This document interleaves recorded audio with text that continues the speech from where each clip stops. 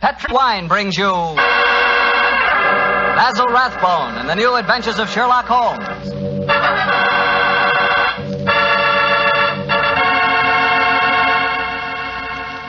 The Petri family, the family that took time to bring you good wine, invites you to listen to Dr. Watson tell us another exciting adventure he shared with his good friend, that master detective, Sherlock Holmes.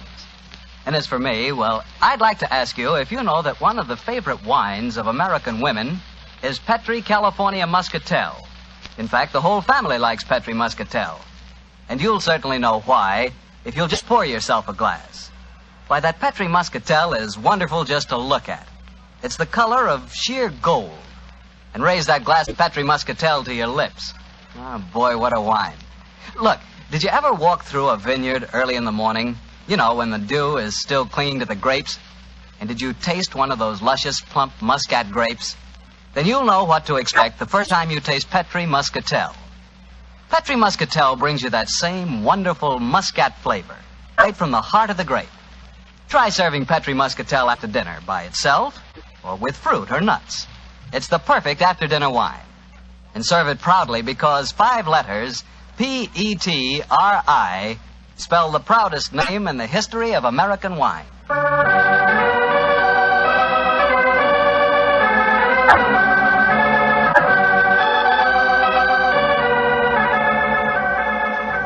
And now I'm sure our good friend Dr. Watson is ready for us. Let's go in and join. Come in. Oh, there you are, Mr. Bartell. Good evening, Doctor. Are you all ready with tonight's new Sherlock Holmes adventure? I'm ready if you are, my boy. How would you like to hear a story that took place in Italy? In Italy? Say, you and the great Sherlock Holmes certainly did get around. What took you there, Doctor? We'd gone to Rome to investigate the sudden death of Cardinal Tosca. An inquiry, which I may tell you, Mr. Bartell, was carried out by Holmes at the express desire of His Holiness the Pope. Oh, say, Doctor, that sounds like a wonderful... No, Mr. Bartell, that's a story that I'm afraid I can never tell you. However, tonight's adventure took place a few days after Holmes had brought his case to a satisfactory, though somewhat terrifying, conclusion. I suggested to the great man that a short holiday would be good for us before returning to England. And so we spent some happy days browsing among the architectural treasures of old Rome.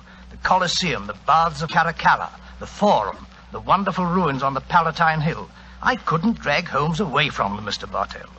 And at night time he was able to indulge to his heart's content his great love of music. Finally, it was 2 nights before we were to sail for England, I remember. We went to the opera house to hear the famous Italian soprano Gina Valchesi singing Verdi's immortal La Traviata.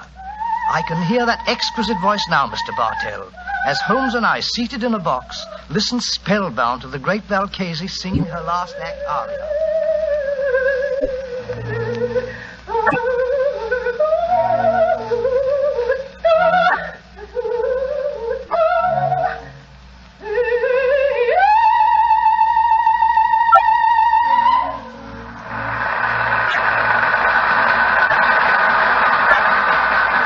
Watson. What a magnificent voice. Yes, it is, Holmes. A pity, though, that most opera stars who sing like nightingales seem to have the figures of unusually well-fed pouter pigeons.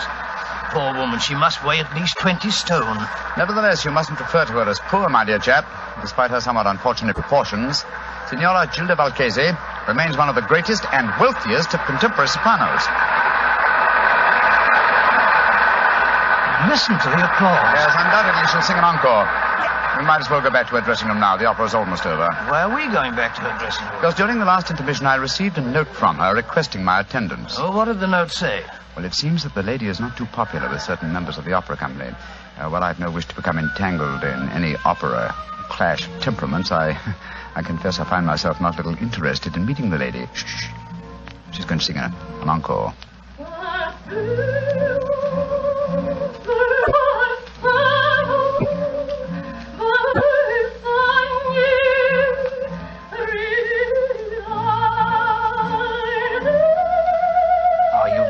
Going back to her dressing room? Certainly, my dear fellow. A summons from Gina Valchesi is no more to be disobeyed than a royal command.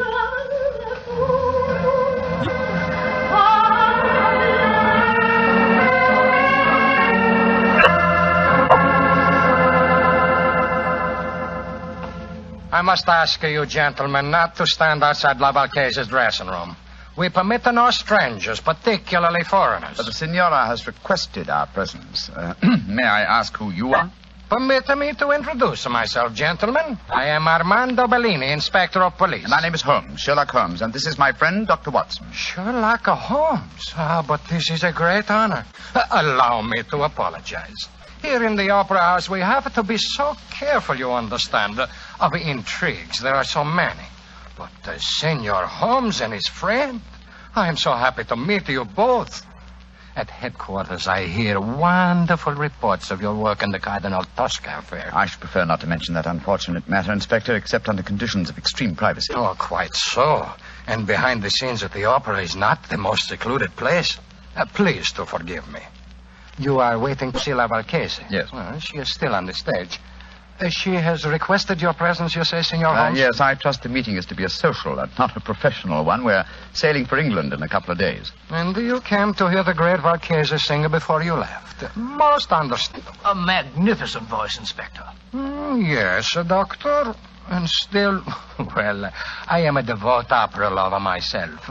Yet I cannot help but feel its future lies with those who can add a youth and beauty to a great voice. That's true. True, Signor. But where can you find such a combination? I have found it. Here in the opera, there is a girl. She is my protege. Someday, I hope she will be my wife. At the moment, she is only understudying La Valchese. If she should ever get the opportunity of singing in her place, then a new star will be born. Oh, really? What's her name? Lisa Bordoni. She has but recently come to Rome from Milano, where she was studied with the great Alfieri. Confidentially, I think that La Valchese is so jealous of her that... Oh, here is Lisa now. And that is her brother with her. Lisa, cara mia, please to join us. By George, what a beautiful girl. What is it, Armando? Permit me to present the famous English detective, Senor Sherlock Holmes, and his friend, Dr. Watson. How do you do? How do you do, young lady? Glad to meet you both. This is my brother, Wally. How do you do, sir? I certainly feel that I know a lot about you two gentlemen. No, I can't tell you how many times I've read your stories, Dr. Watson. Indeed, sir. I'm very flattered. Lisa, cara mia, we were just saying that in youth and beauty, combined with the voice, lies our future hope in the opera. Your day will come, Lisa mia. Your day will come soon. I hope you're right, Armando. But as long as I understudy Gina Valchese, I don't see when I'll get my chance. She's disgustingly healthy. If you'll pardon my saying so, young lady, though your name is Bordoni, you and your brother don't sound in the least Italian. Well, we're not, Mr. Holmes. We're American. But to succeed in Italian opera, my sister has found that an Italian name is essential. So the Borden family became the Bordonis. In any case, my real name is Lizzie Borden. Oh, really? I'm sure you, Mr. Holmes, as a famous detective, will see that I had to change my name. Yes, I can well understand. Who was Lizzie Borden? Well, my dear fellow, one of the greatest and most successful of murderesses, who wielded an axe with incredible dexterity. I've often regretted that I was in Tibet instead of America at the time of that particular case. Senor Holmes, I do not understand you Anglo-Saxons. To me, a murderess is a murderess. Now, when you speak of a greatness in women, I feel... Oh, but here comes Gina Valchese now. I will introduce you. How many times must I tell you allow no one to stand outside my dressing room? Send them away. La Valchese is tired. But you wish to see Senor Sherlock Holmes, the famous detective. He has come here in answer to your request. Please, permit me to present him, and also his friend, Dr. Watson. How do you do, Senor? I'm greatly honored to meet you, Senora Valchese. And now, perhaps, if we may come into your dressing room and confer privately. Ertito. What would La Valchese have to say to a detective? I mean, you're not the police. As Biro. Go away, all of you. Well, what do you think of that?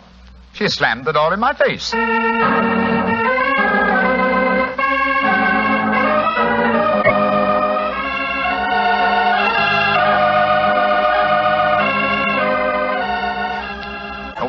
Waiter. Si, senor. Bring me some more coffee, please. Si, senor. The very pleasant dining here on the hotel terrace, I must confess. Very. Amazingly warm, considering yesterday's snow. Yes, it is. Later, I suggest we pay another visit to the opera and hear La Valchese sing Gilda and Rigoletto. Upon my soul, Holmes, it seems to me that you're astonishingly casual after the way that woman insulted you last night, slamming the door in your face as if you were a tradesman. Shocking. What would you have me do, my dear chap? Force my way into a room, demand an apology? or have my friend challenge her to a duel in order to avenge my honor? Oh, don't try to be funny, Holmes. You know perfectly well what I mean. The lady asks you to come and see her, and when you do, she pretends she's never heard of you. And here it is nearly 24 hours later, and you've done absolutely nothing about it. Oh, dear old Watson. You're really quite upset over the affair, aren't you? Well, if it'll make you any happier, let me tell you, I have done something about it. I'm delighted to hear it. What? This morning, I was able to obtain a specimen of La Valchese's handwriting from an autographed picture in the possession of Inspector Bellini. I compared the writing with that on the note that I received in the box last night. It was the same, proving that the message I received was authentic. Oh, in that case, why did she snub you like that? Well, something was to frighten her, I suppose. Something or someone who was standing at the dressing room door with us. Well, who was there? Inspector Bellini, Lisa Bordoni, and her brother. Precisely, my dear fellow. Therefore, we may assume that La Valchese had no wish to recognize me in their presence. But if you think that, Holmes, why haven't you been in touch with her today? She may be in some dreadful danger. Oh, if she is, she can find me easily enough. And meanwhile, I'm perfectly happy to be left alone. The last few weeks have been sufficiently strenuous without becoming involved in some fresh case. On my soul, Holmes, you must be tired. I've never known you to be so indifferent to a case. Great Scott. Now, what is it, Watson? Look, walking towards us. It's Signora Valchese herself. Oh, and judging from the lady's expression, she seems to be in some distress. Good evening, Signora. Signor Holmes, I must speak Please to sit you. down, won't you? This is my colleague, Dr. Watson. How do you do? First, I must apologize for my behavior last night. It would have been dangerous if La Valchese had acknowledged that she had to communicate with you. That's just what my friend assumed, madam. Please speak quite freely now, Signora. No one can overhear us. Signor Holmes, I am being persecuted. My life is in danger. You must save me. You've been threatened. Si, signor. And now today, tragedy has struck. My sister, my beloved Bella, lies near death from a murderous attack. An attack that was meant for me. Good Lord, what happened, madam? If you will please to keep quiet, and let La Valchese speak while I learn what happened. Oh, I'm so sorry, madam. This morning, I always myself take my dog for a walk. But this morning, I feel a trace of a cold. I ask my sister to take the dog for a walk. Please do understand that my sister is very much like me in appearance. Yes, I understand, Signora. Please continue. She walk alone in the park. From nowhere, a horseman come gallop and ride her down. This much I learned from the traces in the snow when I hurry and go to find her. Was she able to tell you who the horseman was? Oh, no, she cannot speak, senor. They say at the hospital that her skull is a fracture, that she may not live. Senor Holmes, that attack, it was meant for me. You must protect me. Signora, I shall do everything in my power to... No! What's wrong, madam? Somewhere there is a cat. I know it. Make it go away. I cannot stand cats. They drive me mad. No. Oh, make it go away, please. I cannot sense them without even seeing them. Shoot, run away, shoot. No. I can't see please, one. It must be your imagination. Mira, I am sorry to make such a scene, but I cannot bear to be near a cat. I cannot tell you what it do to me. It may sound foolish weakness. No, not at all, Signora. Such a condition is quite common. In fact, I believe medical science has given it a name. It's known as ailurophobia. Oh, whatever it is called. It make me ill. I must go to my room. I cannot stand much more. My poor sister. I imagine with your sister at death's door, Signora, you will not sing tonight. Signor Holmes, I love her very much. But even a sister is only a sister. My art is my life. In an hour, Signor, I sing Gilda in a Rigoletto. You will attend the performance. And afterward, you will tell La Valchese how she may trap this devil who seek to destroy her.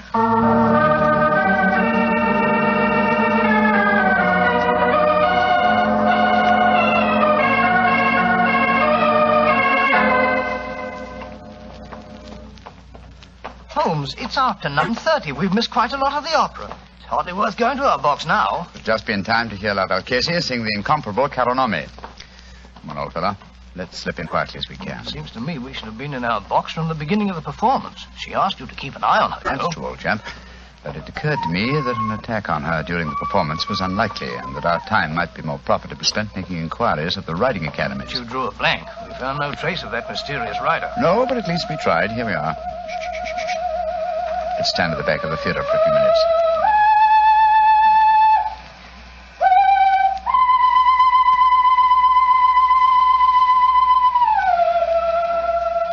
Scott. That isn't Valchese singing. It's the understudy, Bellini's protege, the American girl, Lisa Bordoni. What a beautiful voice. Like one, but with a beautiful, wonderful range. Look here, we've no time to listen to her now. We must go to the Valchese's dressing room at once. We know she left the theater tonight with the intention of singing. I'm very much afraid there's devil's work afoot, Watson.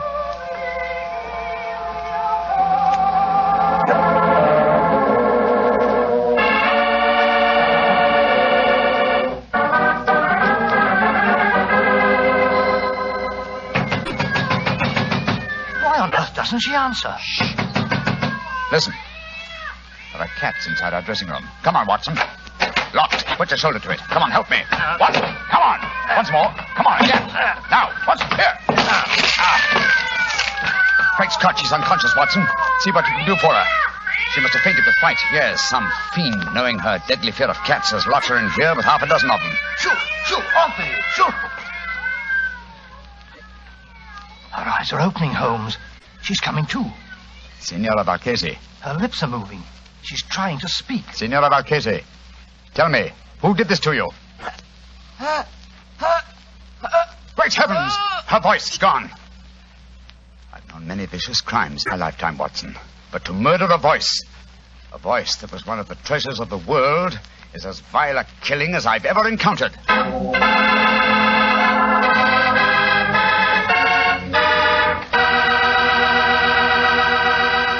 Dr. Watson will tell you the rest of his story in just a few seconds. And right now would be a wonderful time to try a glass of Petri California Port. In the evening after dinner, well, any time you're taking things easy, is the perfect time for Petri Port. Petri Port is a rich red wine, the kind of wine you like to sip slowly, so you won't miss a drop of its truly fine flavor. I'm not kidding when I say you owe it to yourself and your family to try Petri Port. In fact, you should try Petri Port and Petri Muscatel. So don't buy one, buy two. Buy both Port and Muscatel. Just be sure you get Petri, because Petri wine is always good wine. Well, Dr. Watson, so the great opera singer lost her voice when someone locked her in a room full of cats, huh? What did you and Sherlock Holmes do? We took Signor Valchese back to her hotel at once, and so was properly taken care of. How did the understudy, Lisa Bordoni, make out, Doctor? Well, the tragedy that overtook La Valchese gave her great chance. She received a tremendous ovation at the close of the performance, and it seemed certain that another star had been born. But let me tell you the story just as it happened, Mr. Bartell. A little later that night, Holmes and I were once again standing on the balcony of our hotel, watching a crowd of people that had assembled in the courtyard. You see that crowd, Watson? Yes, I suppose they've come here to acclaim the new star. No, my dear fellow. That crowd isn't planning a celebration. Look at them and listen to their angry murmuring. I'm afraid there's going to be trouble. I don't like the look of it. Hello. Here comes Lisa Bordoni's brother, Wally. What's wrong, sir? Mr. Holmes. Mr. Holmes, you've got to do something. What's happened? Well, somehow the story about the cats in La Valchese's dressing room has spread. The crowd outside are saying that my sister, Lisa, planned the whole thing so that she could sing Valchese's part in the opera tonight. Where's your sister now? In a room at the hotel here. I managed to get her away from the crowd, and I locked her in. But that mob, I'm frightened for her. Here comes the official representative of law and order, Inspector Bellini. Wally, where is Lisa? I was just telling Mr. Holmes that I'd locked her in a room. Now, that crowd's in a dangerous mood, Bellini. What precautions are you taking? I have thrown a cordon of police around the hotel. The mob is getting out of our hand, and Lisa must be protected. As a matter of fact, the situation is even worse than the crowd knows. I have just been told that La Valchese's twin sister Bella died in the hospital tonight. That adds a murder charge. If the crowd knew about that, I tremble to think what might happen. Did you say that La Valchese's sister was a twin, Inspector? Si, Senor Holmes. She was her exact double in everything but voice. Indeed, how very illuminating. If you don't mind, I should like to have a few words in private with my friend, Dr. Watson. Excuse us for a moment, please. What do you make of it, Holmes? What do you, old chap? Well, the American girl seemed very charming and all that, but she might have done it. It had to be either her brother, or the inspector himself. They all had a motive for wanting La Valchese to lose her voice. But I must say I can't understand the motive behind the murder of her twin sister. I think I can give you the answer to that question in a very few minutes. But meanwhile, the mob gets uglier and uglier. The only way to avert violence, Watson, is to give them quick proof and a certainty of conviction. I must go back to Bellini and the young American. I want to keep an eye on them. Meanwhile, I want you to slip out and get me a cat. Cat? What for? You'll find out soon enough. But Holmes, what kind of a cat? Oh, any kind, but hurry.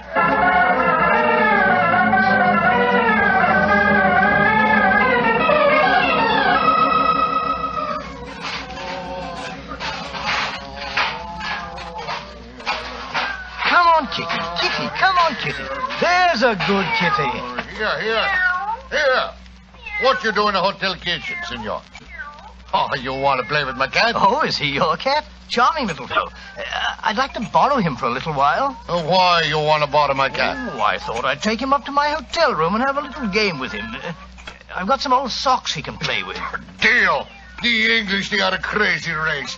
My cat does not like to play with the old socks. Look here. Here's 50 lira for you. Wait. Oh, no. I tell you, my cat does not like to play with old socks. My cat will stay here, and you can keep your money. I'll give you 100 lira. So that you may stuff my cat full of old socks? No.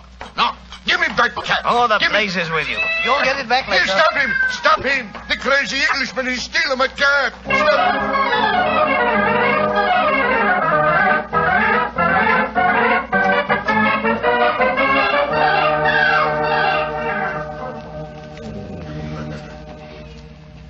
Well, I've got the cat for you, Holmes, but I wish you'd tell me what we're doing outside Valcase's door with it. I'm going to try an experiment. We open her bedroom door softly. So. Slip the cat in. So. And close the door. Holmes, man, what the blazes you think you're doing? You'll drive her mad. I think not. Listen. And watch through the keyhole if you can. Where do you come from, you stupid cat? Go away. Holmes, her voice. It's come back. Yes, I thought it might. I can see her through the keyhole. She's picking the cat up by the scruff of its neck. She's walking toward the balcony. Yes, and towards the crowd down below. An excellent opportunity for a public confession. Come on. Stella! What do you want? I charge you with the murder of your sister, the great singer, Valcase.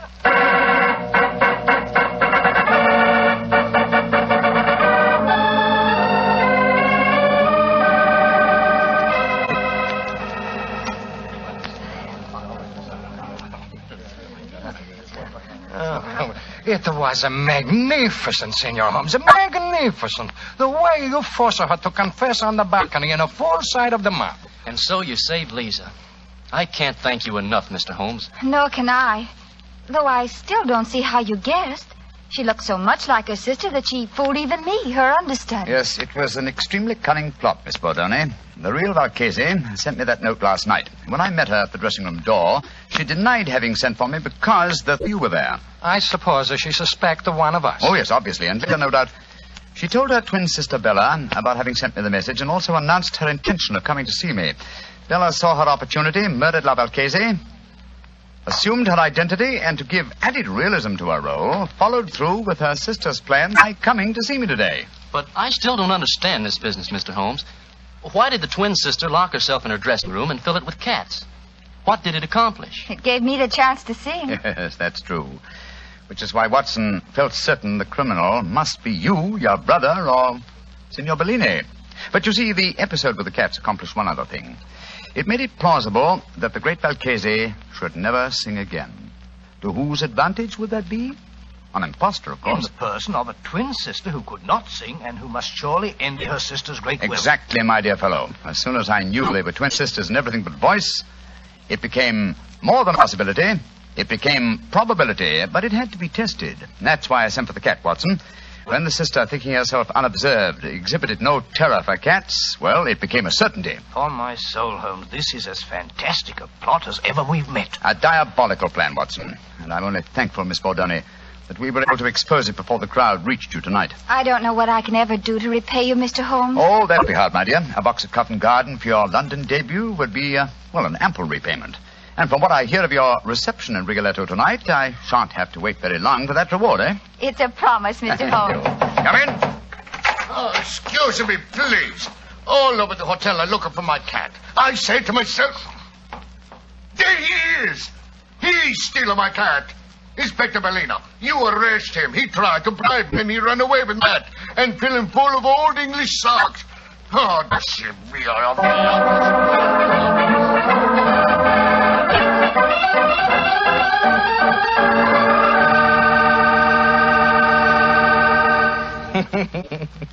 Doctor, I'd sure like to have a picture of you running away with that fellow's cat under your arm. You, a cat stealer. It's not a bit funny, Mr. Bartell. Believe me, it was most embarrassing. I know. But it was all for a good cause, and I think you were splendid about the whole thing. Incidentally, how'd you happen to look for a cat in the hotel kitchen? Oh, there's usually one round the back door of a kitchen. Haven't you ever wandered, backstage in a hotel? Fascinating. Oh, of course I have, but I've never been in a hotel kitchen. Then where were you? In the wine cellar. I should have known. Yes, Doctor, I like to look at bottles of Petri wine because when I see a Petri wine, I know I'm looking at a good wine. And Petri wine is good because of the Petri family. The Petri family first started making fine wine before the beginning of this century, generations ago. Since then, winemaking has been their heritage, handed on down from father to son. So you can take it for granted that the Petri family really knows how to turn luscious, sun-ripened grapes into clear, fragrant, delicious wine. And you can take it for granted, too, that the name Petri on a bottle of wine is more than a trademark. It's the personal assurance of the Petri family that every drop of wine in that bottle is good wine. You just can't go wrong with Petri wine because Petri took time to bring you good wine. Well, Dr. Watson, what story are you planning to tell us next week? Next week, Mr. Bartell, I'm going to tell you a strange adventure that Holmes and I had many, many years ago. It concerns a young girl, the mutilation of her doll, and the tragedy that overtook a certain wise woman from the mountains.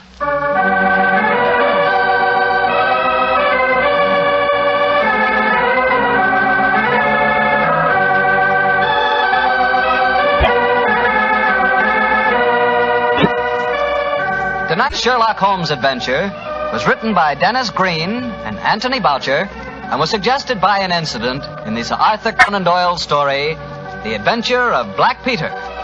Music is by Dean Fossler. Mr. Rathbone appears through the courtesy of Metro-Goldwyn-Mayer, and tonight, Dr. Watson was played by Mr. Eric Snowden, who substituted for Mr. Nigel Bruce.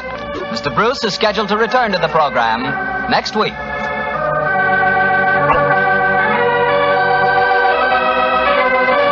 The Petri Wine Company of San Francisco, California, invites you to tune in again next week, same time, same station. Sherlock Holmes comes to you from our Hollywood studios.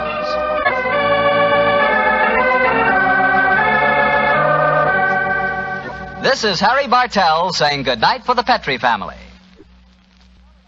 For a solid hour of exciting mystery dramas, listen every Monday on most of these same stations at 8 o'clock to Michael Shayne, followed immediately by Sherlock Holmes. This is the Mutual Broadcasting System.